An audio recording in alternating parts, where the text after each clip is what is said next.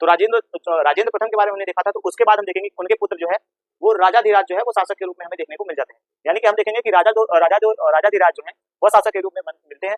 इनका जो हमें टाइम पीरियड देखने को मिलता है वो 1044 से लेकर 1052 ईस्वी तक का हमें देखने को मिल जाता है। उसके बाद आप देखेंगे कि कल्याणी के चालुक्यों से इनकी सबसे पहली जो हमें युद्ध है कह सकते हैं कि देखने को मिला है। इन्होंने कल्याणी के चालुक्यों को लूटा है और उसके बाद जो है इन्होंने जो एक कह सकते हैं कि वहां पे अपना राज्याभिषेक है वो किया है। उसके बाद इन्होंने विजय राजेंद्र की वहां पे उपाधि जो है वो धारण की है। उसके बाद हम देखेंगे कि इन्होंने अपना जो युवराज है, एक हमें इतिहास में ऐसा भी शासक देखने को मिला है जिसने अपना युवराज जो है वो अपने पुत्र को न बना करके अपने भाई को बनाया था। और इसके बाद देखेंगे कि इन्होंने कुंभल के युद्ध में जो है इनकी मृत्यु जो है हो जाती है। उसके बाद इनके भाई जो थे वो राजेंद्र द्वितीय थे और राजेंद्र द्वितीय ने ही जो है उसके आगे का जो है वो शासन किया था। आप देखेंगे कुंभल के युद्ध में अपना राज्याभिषेक किया था और उसके बाद इन्होंने जो है एक कह सकते हैं कि जो उपाधि है वो धारण की थी प्रकेसरी की। आप देखेंगे कि प्रकेसरी की जो इनकी उपाधि है वो हमें देखने को मिल जाती है कि प्रकेसरी की जो हमें उपाधि है वो इनकी देखने को मिलती है राजेंद्र द्वितीय की।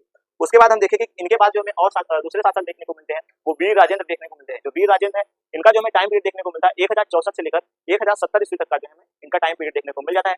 इनकी जो हमें उपाधि देखने को मिलती है वो है सकल भुनाश्रय और इसके बाद बल्लभ की उपाधि जो है वो उन्होंने धारण की थी। इन्होंने जो एक मैंने आपको बताया था कि एक हमें जगह का नाम जो देखने को मिलता है कडारम को इन्होंने जला करके और जो कह सकते हैं एक सिलेंडर हमें शासक की जानकारी जो देखने को मिलती है उन शासक को इन्होंने पराजित किया था और उनसे अपने पैरों की जो है वो पूजा करवाई थी।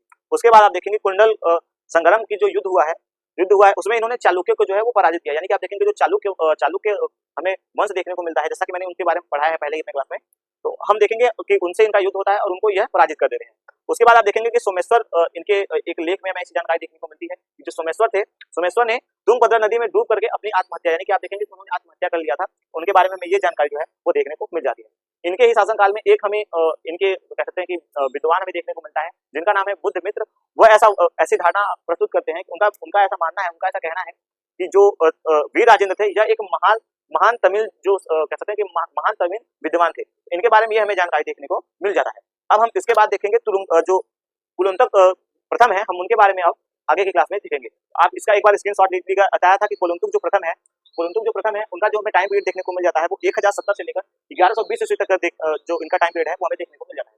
अब हम देखेंगे इनकी उपलब्धियों के बाकी चीजें जो थी हमने उनको देखा था। इनकी अन्य उपलब्धियों के बारे में हम देखेंगे। इन्होंने 2 बार अपने शासनकाल में 2 बार अपने भूमि का जो है वो पैमाइश करवाई, यानी कि माप करवाया है। ये बात आपसे कई बार पूछा गया है। उसके बाद हमें दूसरा जो इनका पॉइंट देखने को मिलता है कि इन्होंने 72 व्यापारियों के एक संघ को इन्होंने जो है वो चीन दूत मंडल के रूप में भेजा था। ये भी हमें देखने को मिलता है। उसके बाद आप देखेंगे कैप्टन एक नाम हमें देखने को मिलता है। कैप्टन की जगह पर इन्होंने एक कह सकते हैं कि वहां पे एक बौद्ध भिक्षु के लिए एक विहार का जो है वो निर्माण करवाया था और उसके लिए इन्होंने 6 लाख स्वर्ण मुद्रा जो थी वो अनुदान के रूप में उनको दिया था।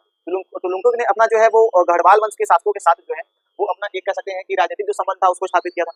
उस संबंध को स्थापित करने के बाद उन्होंने आप देखेंगे कि गढ़वालों के यहाँ पे उस समय जो है वो हमें सूर्य पूजा का जो है वो प्रचलन देखने को मिलता है। तो इस कारण से कुलुंकुक ने सूर्य पूजा का जो है वो प्रचलन के कारण इन्होंने उसका खूब प्रचार प्रसार जो है वो अपने शासनकाल में किया। उसके बाद देखेंगे इनके शासनकाल के बाद, यानी कि आप देखेंगे कुलुंतुक के बाद हमें क्रमशः 3 शासकों का जो वर्णन है वो हमें देखने को मिल जाता है। पहला है विक्रमचूल, दूसरा है कुलुंतुक द्वितीय और तीसरा जो है हमें राजराज द्वितीय देखने को मिल जाता है। उसके बाद हम देखेंगे इसके शासनकाल में तमिल रामायण के जो लेखक हैं कंबन, उन्होंने रामावतारम का लेखन किया था। तो वो इनके जो शासनकाल में जो है वो रहते हैं, यानी कि इनके राज दरबार में रहते हैं। चोल वंश इस वंश का सबसे अंतिम जो हमें शासक देखने को मिलता है वो राजेंद्र चोल देखने को मिलता है। तो आपको बता दूं कि हम 2 बार मैंने आपको बताया कि जो हमें चोल वंश का अंत देखने को मिला है, यानी कि 2 अंत शासक देखने को मिले हैं। आप इसमें कथित मत होइएगा।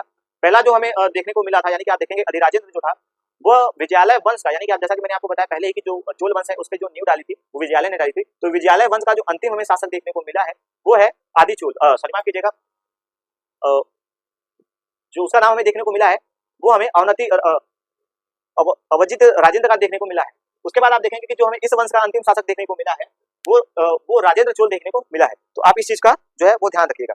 उसके बाद हम देखेंगे कि चोल राज्य का जो अंत हुआ है वो कैसे होता है, किस कारण से होता है। आप देखेंगे कि 1279 ईस्वी के आसपास हमें 79 ईस्वी के आसपास देखेंगे कुलुंतन जो कुलकेश्वर है पांड्य राज ने चोल सत्ता का जो है वो अंत कर दिया और उस समय जो चोल राज्य पर शासक कर रहे थे उनको अपना सामंत के रूप में जो है वो उनको अपना सामंत बना लिया। उसके बाद आप देखेंगे कि दक्षिण भारत के जो चोल हैं उनके स्थान पे पांड्य और होयलस राज हमें फिर देखने को मिल जाते हैं, यानी कि उस जगह पे पांड्य और होयलस राज जो है वो उदित हो जाते हैं, उनकी भूमि को जो है वो ले लेते हैं। उसके बाद आप देखेंगे चालुक्य वंश के बाद, यानी कि आप देखेंगे वंश के स्थान पे जो है वो यादव और कार्तिकेय वंश ने अपना जो है वो स्थान जो है वो जमा लिया था। तो इस प्रकार से हम देखेंगे कि इस वंश का जो है वो अंत हमें देखने को मिल जाता है। तो इस प्रकार से हमने इस वंश की सारी बातें जो थी वो देखी, इनके शासकों के बारे में देखा, इनका एक जो पूरा परिचय था हमने देखा। और इसके बाद हम देखेंगे जो कल्याणी के चालुक्य हैं, सॉरी की जगह इसके बाद हम देखेंगे जो गुजरात के चालुक्य हैं सोलंकी वंश, उनके बारे में हम थोड़ा सा देखने का जो है वो प्रयास करेंगे, क्योंकि अब हमारा जो है वो उसके बाद होयसला जो रहेगा हम उसको देखेंगे।